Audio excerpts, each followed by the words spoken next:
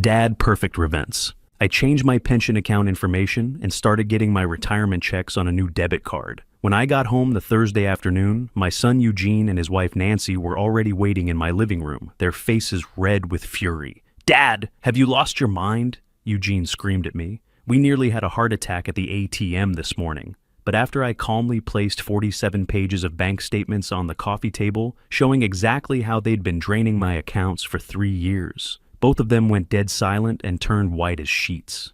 I'm Gerald Fisher, 62 years old, and this is how I finally stood up to my own family after they nearly destroyed me.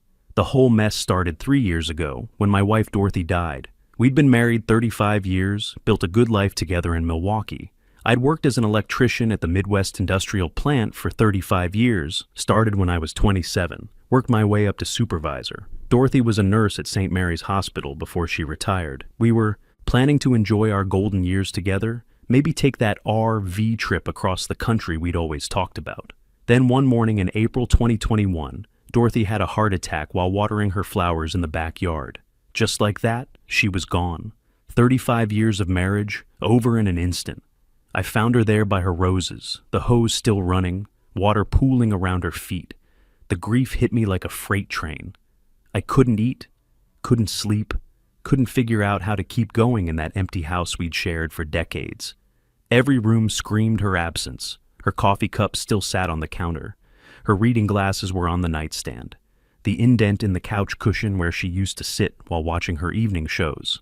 I stopped answering the phone when my old work buddy Vernon Walsh called to check on me, stopped going to the VFW meetings, stopped caring about much of anything except sitting in my chair, staring at the wall, trying to figure out how to keep, breathing without her.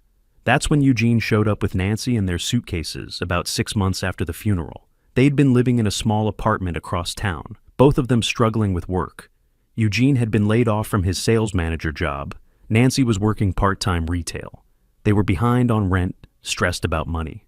"Dad, we're worried about you living alone in this big house," Eugene said, putting his arm around my shoulders the way he used to when he was a kid. "What if you fall and nobody's here to help? What if you have a medical emergency?" Nancy nodded along, her face full of concern. "We've been talking about it, Gerald.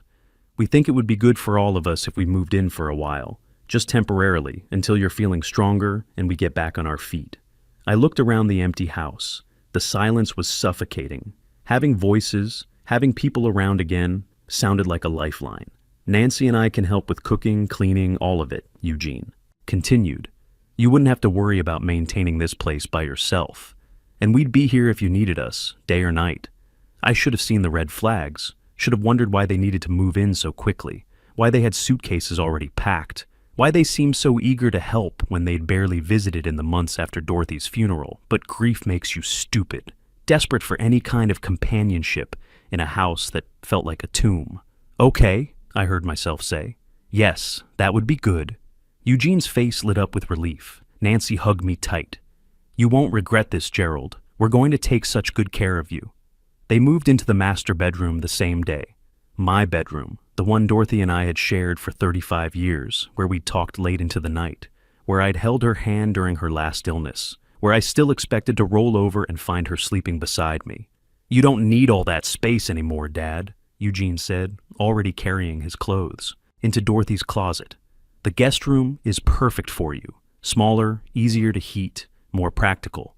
I moved into the small back room, the one where Dorothy used to sew, where she'd spent hours making quilts for charity. It had a twin bed, a small dresser, one window that looked out at the neighbor's fence. I told myself it was temporary, just until they got back on their feet. The first month wasn't terrible. Nancy cooked meals, not as good as Dorothy's, but edible.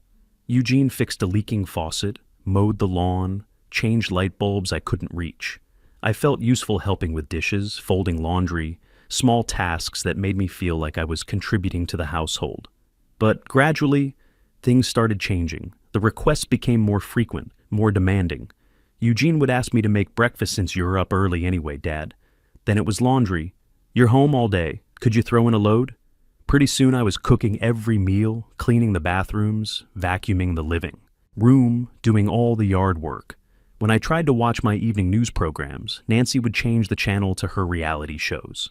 When I wanted to sit in my old chair, Eugene would already be there with his laptop. When I mentioned wanting to call Vernon or go to the VFW, Eugene would say I seemed tired, that I should rest instead. I was becoming invisible in my own home, a servant rather than the homeowner. But the worst was yet to come. 2 months in, Eugene came to me with this concerned look on his face. We were sitting at the kitchen table after dinner, Nancy washing dishes in the background. "Dad, I've been thinking about your finances," he said, pulling out some papers from a folder. "Managing money is getting really complicated these days, with all the online banking, digital payments, automatic withdrawals. Dorothy used to help you with that stuff, right?" I nodded. Dorothy had always been better with the computer, handled most of our online accounts. "Look, I've got my MBA. I understand financial systems," Eugene continued. "Why don't you let me take over your banking? I can set up automatic bill payments, monitor your accounts, make sure everything's running smoothly. You can focus on healing, on getting better." He spread out some official-looking documents across the table. Power of attorney forms, bank authorization papers, financial management agreements. The print was small, and the legal language was confusing, full of terms I didn't understand. "It's just temporary, Dad," Eugene assured me, pointing to signature lines. "This way I can pay your bills, handle the banking, transfer money when needed, and you don't have to stress about any of it. Nancy can help too. She's good with computers." Nancy looked over from the sink, smiling. "We just want to make things easier for you, Gerald. You've got enough to worry about right now." I stared at the papers, feeling overwhelmed. Managing finances without Dorothy did seem daunting. All those passwords, account, numbers, online systems I didn't really understand. And Eugene had gone to business school, had experience with this stuff. "I don't know," I said slowly. "That's my money, my accounts." "Of course it is," Eugene said quickly. "I'm not taking anything away from you. I'm just helping you manage it better. Look, we're already sharing household expenses anyway, right? This just makes it more organized, more efficient." He was right about that. They were eating my food, using my electricity, my water, my heat. It did seem logical to streamline things. "And Dad, honestly, I've noticed you seem a little confused sometimes about dates, appointments, that kind of thing. It's normal after what you've been through, but financial mistakes can be expensive. Had I been confused? Maybe." The grief fog made everything feel unclear sometimes. I picked up the pen with shaking hands and signed, one signature after another, authorizing Eugene to access my accounts, manage my money, make financial decisions on my behalf. I didn't read the fine print. I didn't ask questions. I just trusted my son to take care of me. Within 2 weeks, my entire Social Security check, $2,200 a month, was being deposited directly into an account Eugene controlled. And just like that, I no longer had access to my own money. The change was immediate. Suddenly, I had to ask permission for everything. $20 for coffee with Vernon? "Dad, you just bought coffee last week. $50 for a new pair of work boots? Do you really need those? The old ones look fine." But Eugene and Nancy's purchases never required discussion. New clothes appeared regularly. Expensive dinners out became routine. Dinners I wasn't invited to. "It's loud at those restaurants, Dad." "You wouldn't enjoy it," Nancy would say, checking her makeup in the hallway mirror. I started noticing things. Designer purses Nancy hadn't owned before. Eugene's new watch, new shoes, new electronics. The big screen TV that appeared in the living room one day. When I asked about it, Eugene waved me off. "Dad, we're using household money for household items. That TV is for all of us to enjoy." Except, I never got to choose what we watched. The worst part was watching my role in the house change completely. I wasn't the father, the homeowner, the man who'd worked 35 years to pay for this place. I was the hired help. Eugene would leave lists of chores for me. Clean the bathrooms, vacuum the carpets, do the laundry, iron his shirts for job interviews that never seemed to materialize. When I did the work, nobody thanked me. When I didn't do it fast enough, they criticized me. "Dad, you missed a spot on the bathroom mirror. The grass needs to be shorter. These shirts aren't pressed right." Nancy started posting photos on her social media accounts. Fancy restaurants, shopping trips, new jewelry, spa days with her friends. All of it paid for with my retirement money while I wore the same 3 shirts, rotating them through the wash. Cycle, asking permission to buy groceries for meals I'd cook for them. One evening, Nancy showed me her phone excitedly. "Look at this necklace I bought today, Gerald. Isn't it gorgeous?" The price tag was still attached. $1,200. My pension was $2,200 a month. She'd spent more than half of my monthly income on a piece of jewelry. Nancy, that's a lot of money, I said carefully. She frowned. It's not that much. Besides, Eugene said it was fine. We deserve nice things too, you know. We're working hard taking care of you. Taking care of me meant I did all the housework while they lived like royalty on my dime. The isolation got worse. When Vernon called, Eugene would answer and tell him I was sleeping or not feeling well. When neighbors stopped by, Nancy would say I was too tired for visitors. Gradually, my connections to the outside world were being severed, one relationship at a time. I was becoming a prisoner in my own home, and the worst part was I'd signed the papers that made it legal. The breaking point came in October 2024, almost 3 years after they had moved in. I was looking for some old electrical tools in Eugene's dresser. He'd borrowed them months ago to fix something and never returned them. I opened the bottom drawer and found a manila folder tucked beneath some sweaters. The tab on top read, Sunset Meadows, Assisted Living. My hands started shaking as I pulled it out. Inside was a glossy brochure with photos of elderly people in wheelchairs, sitting in common rooms, eating meals at long tables. The pricing sheet was paper-clipped to the back, starting at $3,800 per month. $3,800. My pension was only $2,200. How would I pay for that? I flipped to the next page and felt my blood turn cold. It was a medical evaluation form with my name on it, signed by Dr. Richard Coleman. The evaluation was dated 3 weeks earlier. I read it slowly, my heart hammering. Patient Gerald Fisher, 62 years old, shows signs of cognitive decline and confusion. Unable to manage daily activities independently, demonstrates memory loss and disorientation regarding current living situation. Recommendation, full evaluation for assisted living placement. 3 weeks ago, I tried to remember. Eugene had taken me to a medical clinic on the east side, said it was just a routine checkup required by Medicare. I'd been fighting a bad cold that week, took some heavy-duty cold medicine that morning because I was congested and felt terrible. The appointment had been short, maybe 15 minutes. A young doctor I had never met asked me a few basic questions while I was half asleep from the medication. What year was it? Who was the president? Where did I live? I'd answered, though my head was foggy from the medicine. He'd nodded, written something down, and sent me on my way. I hadn't thought about it since, but now I understood. They drugged me with cold medicine, waited until I was disoriented, then had some doctor evaluate me and declare me incompetent based on a 15-minute appointment while I was medicated. The next page made my stomach drop.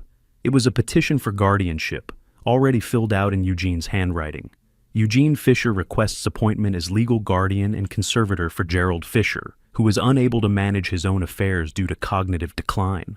At the bottom, a filing date, November 15th, 2024, less than a month away. The last page was a printed email between Eugene and Dr. Coleman. I read it twice, my chest getting tighter with each word. Dr. Coleman, thanks for agreeing to help with my father's evaluation.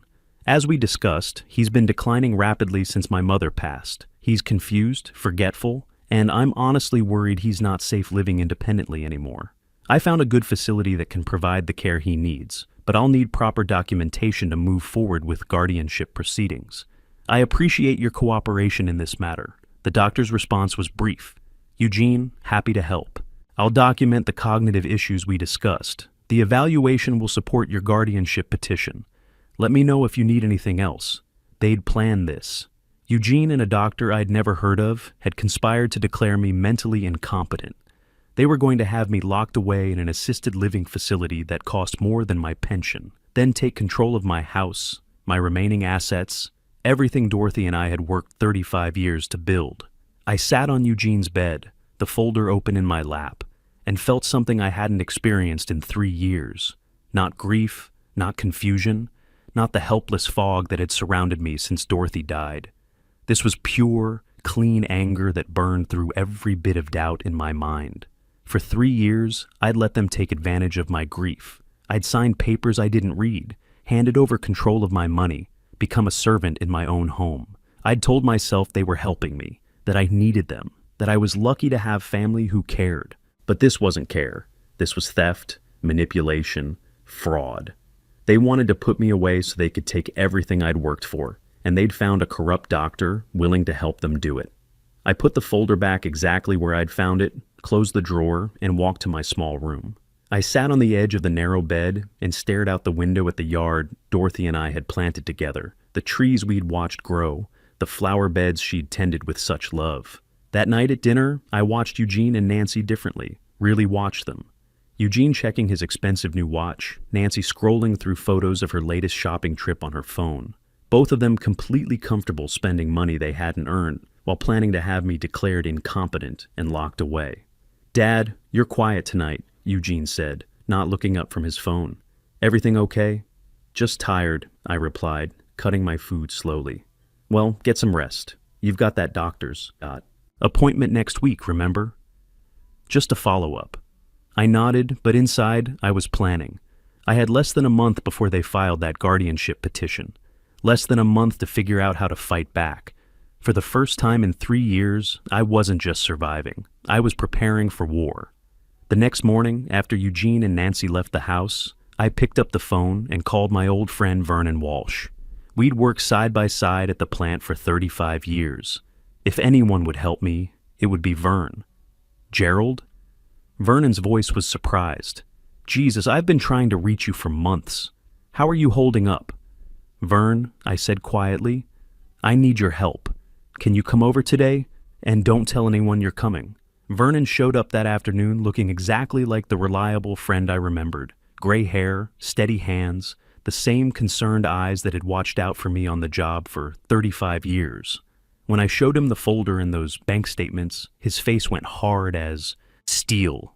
"Gerald, this is criminal," he said, flipping through page after page of transactions. "They've stolen $65,000 from you in 3 years. And this guardianship thing, this is fraud, pure and simple." We spent the afternoon documenting everything. Vernon helped me photograph the assisted living documents, the fake medical evaluation, the email correspondence between Eugene and Dr. Coleman. Then he made a phone call to his nephew Brad Coleman, who worked as a paralegal at an elder law firm downtown. "Brad specializes in financial elder abuse cases," Vernon explained. "He's seen this before." The next morning, I told Eugene I needed to go to the bank for some routine paperwork. He offered to drive me, but I insisted I wanted to walk, needed the exercise. What I really needed was privacy. At First National Bank, I sat down with Carol Stevens, the same loan officer who had helped Dorothy and me refinance the house years ago. "Carol, I need to see every transaction on my accounts for the past 3 years." She looked concerned. "Gerald, that's going to be a lot of paperwork. Are you sure?" "I'm sure. And I need to open a new account that only I control." When the printer finally stopped, Carol handed me a thick stack of papers. 47 pages, she said quietly. I read through every single page right there at her desk. 3 years of my life, $65,000 of my retirement money, gone. Restaurants, jewelry stores, electronics, clothing, online purchases. All of it bought with money I'd earned in 35 years of honest work. "Carol, I need to transfer what's left to my new account immediately," I said, "and redirect my Social Security starting next month." She checked her computer. "There's $347 remaining in your current account. $347 out of $65,000. They'd left me with barely enough for a week's groceries. "Move it all," I said, "and order me a new debit card for the new account." While we handled the paperwork, Carol gave me something unexpected. The business card of the elder abuse attorney her bank worked with. "Gerald, what I'm seeing here, there are laws against this. You don't have to just accept it." My new debit card arrived the following Tuesday. I activated it immediately, then sat in my small room and felt something I hadn't experienced in 3 years, control over my own money. Friday afternoon, Vernon brought Brad Coleman to my house. Brad was sharp, professional, maybe 30 years old, and he knew exactly what we were dealing with. "Mr. Fisher, your son has committed multiple felonies," Brad explained, spreading the evidence across my kitchen table. "Financial exploitation of an elderly person, fraud, conspiracy to commit guardianship abuse.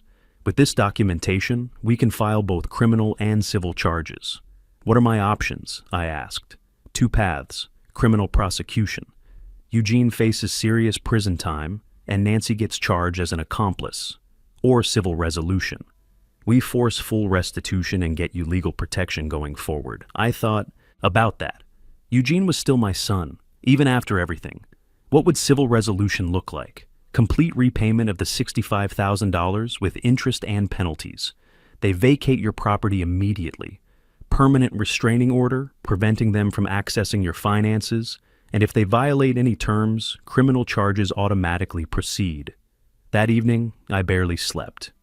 The confrontation was coming, and for the first time in 3 years, I felt ready. Monday morning, November 11th, Brad arrived with his briefcase. Eugene and Nancy were in the living room, Eugene on his laptop, Nancy scrolling through her phone, both completely comfortable in the house they'd been planning to steal from me. "Eugene, Nancy," I said calmly, "I'd like you to meet Brad Coleman. He's an attorney specializing in elder financial abuse." I watched the color drain from both their faces as Brad opened his briefcase and began laying out the evidence. Bank statements, receipts, the fake medical evaluation, the guardianship petition, printed social media posts showing off purchases made with my money. "This constitutes felony financial exploitation under Wisconsin law," Brad said in his calm, professional voice.